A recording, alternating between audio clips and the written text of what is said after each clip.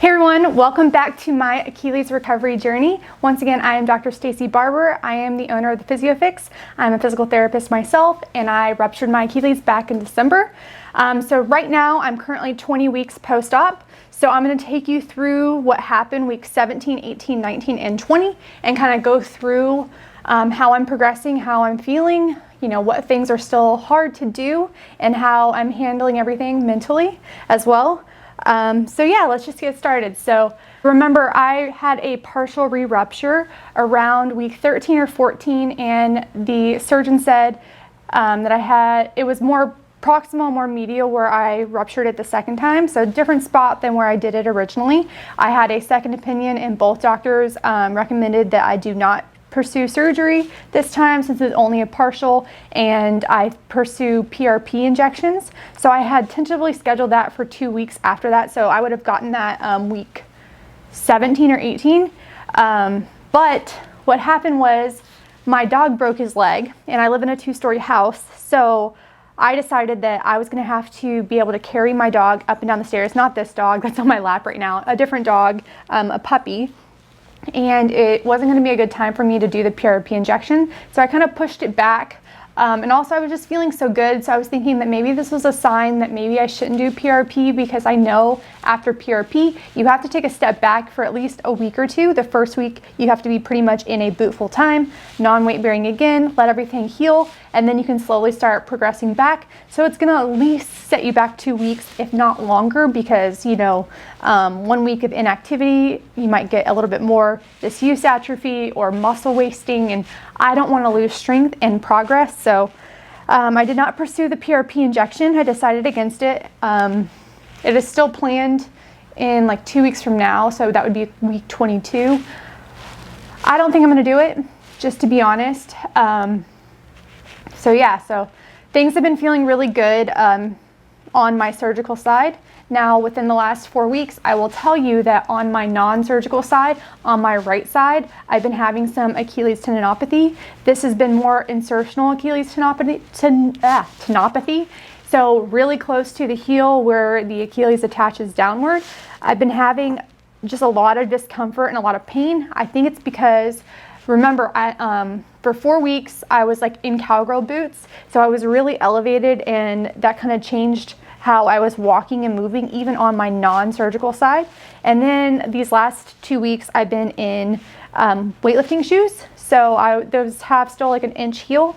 So it was a step down from the cowgirl boots and then the weightlifting shoes. And I just started wearing real shoes yesterday, which have a 10 millimeter heel drop. So they're these. So the heel drop is basically like the heel to toe transition.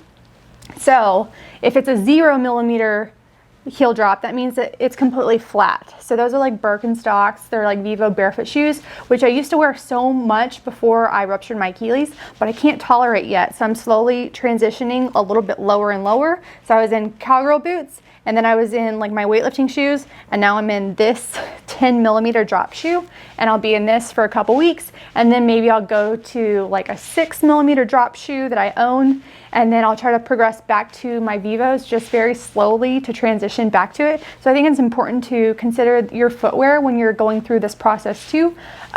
These also still kind of rub on my heel. I feel my anchors are really pissed off at the end of the day. So maybe think about wearing, maybe some gel kind of padding back there. I still have that thing that it's like kind of like a half sleeve with a gel like pad on the back. I'll link it down below. But I haven't been wearing it because I've been trying to be as normal as possible, and maybe I should just suck it up and realize that I'm still only 5 months post-surgery, not even 5 months post-surgery, and it's just going to take a while longer to fully acclimate. So consider that, consider shoes, consider making sure that you're still maybe wearing that cushion or that support, because even any little irritation will kind of change how you move, and it could cause other compensations, which may also explain why my right side is now bothering me. So with that being said, I've kind of really cut back. I am not doing any jumping yet. So since I had this partial re-rupture, I've just kind of been taking it easy. I've been bumping up strength, and I'll tell you what I've been doing consistently. So every other day I've been doing double leg barbell calf raises, and I've been bumping up 5 pounds each time I do it. These are double leg, 15 on each, or not 15 each, 15 total, 3 sets. I've gotten up to 85 pounds now, which is pretty good. And then I've been doing 3-way calf raises on the leg press machine. So my toes are straight forward for 15, toes are out for 15, toes are in for 15. I've gotten up to, I think it's 85 or 90 pounds there for that. I've also been doing standing soleus calf raises. So the videos are all right here. So my foot is on the bench, and I'm just using the bench as a stopping point and just going up for 15. I worked up to 50 pounds on that one. And then I'm doing eccentric single leg calf raises. So going up on 2, shifting down on 1. I worked up to 10 pounds, woo, on that one. Those are really hard for me, but I think I'm really making some good progress, at least in terms of double leg strengthening. So these next 4 weeks, I do plan on transitioning to more single leg strengthening, because even though I've got kind of built up my double leg strength, I'm still probably doing like 40% on my left leg and 60% on my right, and maybe that 60% on the right, since the right's been doing all the work for 5 months now, maybe it just needs a little bit more of a break. So doing like, when I want to work the right, I'll work the right, but when I want to work the left, I really want to work the left, sort of thing. So I'm going to do more of the single leg stuff going forward, and see how that feels on both my right and my left. In terms of physical therapy, I've still been doing a lot of BFR at least twice a week on either like soleus, gastroc, quads, and hamstrings. I'm still doing a lot of exercises with an external focus of control. So I'll be doing it, and they're asking me questions to take my mind off the task that I'm doing, so I can focus on something external, like, going towards a target, or, just naming as many presidents as I can, still doing stuff like that, so I don't have to fixate on what my foot is doing. I made a trip in, what is it? It's May right now, June. So like 10 weeks from now, I plan to do a really big hike with one of my really good friends. And we are going to be doing like 4 days in a row of hiking, and probably like 10 plus miles a day. And that's going to be Zion National Park and Bryce National Park. So I want to prepare for that. So I'm trying to just bump up things gradually so I can get ready for that, which means that I'm doing more walks and hikes with my dogs at this point. So I did a 2-mile hike with my dog last weekend. The week before I did a 1.5 miles. So this weekend I'm going to do 2.5 miles. You get the progression. So once a week I'll do something that's just flat surface for long duration, like 3 miles. And then one day a week I'll do something that's more of the hills, for obviously a little bit less than what I'm doing for flat. Each day this week I've been getting 10,000 steps a day, and I'll tell you, that is tiring. So every time I transition from a different pair of shoes, I notice that there's like several days where I have like a lot of fatigue, or just my foot starts to move differently and I just feel kind of achy. So for instance, I just switched to these shoes I just showed you. So yesterday was my first day wearing them, and about 11 a.m., so I started wearing them at like 6 a.m., 11 a.m., I was already starting to kind of limp a little bit. And today it's already noon and I feel fine. And so tomorrow it might be 2 p.m. and I feel fine. So every day it just gets a little bit better. I start feeling fine. But it's good to listen to my body and kind of step back, or kind of sit down and prop my leg up when I'm having those bad days, to try to get the inflammation down too, because even though the swelling isn't visual at this point like it used to be, there's still probably some residual swelling internally, and you can just feel like things like stiffen up a little bit. So listen to your body. Keep listening to your body. We're not through the thick of it, folks. We're only not even 5 months in, so there's going to be so many more roadblocks. A couple more things, so for therapy, I have really good days and I have really bad days. So knowing when to taper back on the bad days is really, really big, and telling my physical therapist. Remember, I'm not guiding my own physical therapy, because then I would just focus on the things that I think I need to work on versus the things that they think I need to work on, so they see bigger picture. So we kind of collaborate. I tell them I think I need to work on this, and they're like, well, I think you need to work on this, and we kind of meet in the middle, and we do a little bit of everything, which is, I think, a perfect solution. So yesterday I had a really good day the day before. I had a really, really, really bad day. So that day I started feeling like my right side was really bothering me. My left side I just felt really apprehensive. And then yesterday I had therapy first thing in the morning, which I tend to do better when I have therapy first thing in the morning because I'm not fatigued yet. So I got a lot more out of it. I can finally look at this video, I can do releve walks forward and backwards. Not with just bent knees, I can do them with straight knees now. They don't look perfect, but I can do them, and that's a huge, huge thing for me. I did start last week doing some jumping pull-ups. You'll see that I was actually able to push through my feet, which felt really good. Everything is like progressing really well on my left side. Like I said, at this point, I think my right side is just really pissed off because it's done so much work for so long.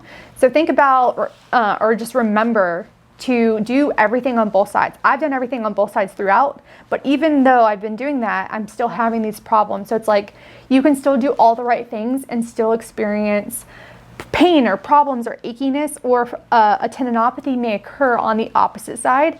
Apparently it's pretty common to have injuries on the opposite side too. So just do what you can to manage any flare-ups that go on that other side, and just keep progressing in terms of load and strengthening bilaterally, and then hopefully nothing bad will happen. That is my worst fear. Hopefully that won't happen. So my plans going forward, I'm going to continue to decrease the heel height of the shoes that I'm wearing slowly and gradually. I'm going to focus on doing more single leg unilateral strengthening so I don't overcompensate and use my non-surgical side and cause more problems there, or more overworked muscles and tendons on that side. I'm going to start doing jumping starting next week. I've really thought about this, and I'm very terrified of jumping. I love plyometrics, and I'm terrified of jumping, but I have all these goals to get back to doing jumping related things, backflips, Olympic weightlifting, which is essentially jumping. So I'm going to start doing, I kind of played with some like squat jumps, feels good. So let's start there. Broad jumps, feels fine. Let's start there. Forward, back, side to side. So we're gonna start there. Split squat jumps, I can do that. That feels fine. So I'm gonna start doing those things that feel fine. Box jumps, before I do anything that overloads the tendons, like bunny hops. Pogo hops or bunny hops, whatever you want to call them, they terrify me. So things that just kind of just work on the forefoot and don't ever let the heel drop all the way. I used to be so good at those things, and right now I just feel like I don't even want to watch anyone do them. I'm just like, oh my God, like what if something were to happen? So I'm going to take it one day at a time, and hopefully everything's going to be fine. So 5 months out, I'm feeling pretty good. 20 weeks out. I guess I shouldn't say I'm 5 months out because I'm still 1 week from being 5 months out. So 20 weeks post-op, feeling pretty good. Even though I had a partial re-rupture at week 13 or 14, I'm still feeling pretty good. So don't get discouraged. This is going to be such a long, I'm going to give myself literally the entire year to fully get back and see how things go. But in the meantime, I've been using the foam pad a lot to challenge myself. So I can link that below. I'm trying to think of other things that I've been using. Other than that, I've been just trying to roll out my foot as much as I can because I'm still like, I don't think I have as much sensory in the bottom of my surgical side as my other side. So I'm just doing as much as I can and just trying to do a little bit more than the day before. And then when I'm having a bad day and I just feel really fatigued, just listening to my body and say, you know what, not today. We're not going to push it today because I don't want anything to happen. Okay, so that's pretty much it for week 17, 18, 19, and 20. I hope this has been helpful. I hope that me sharing some of my frustrations, even though I know all about tissue healing and the timelines for tissue healing, there's still things that mentally that are really hard to overcome.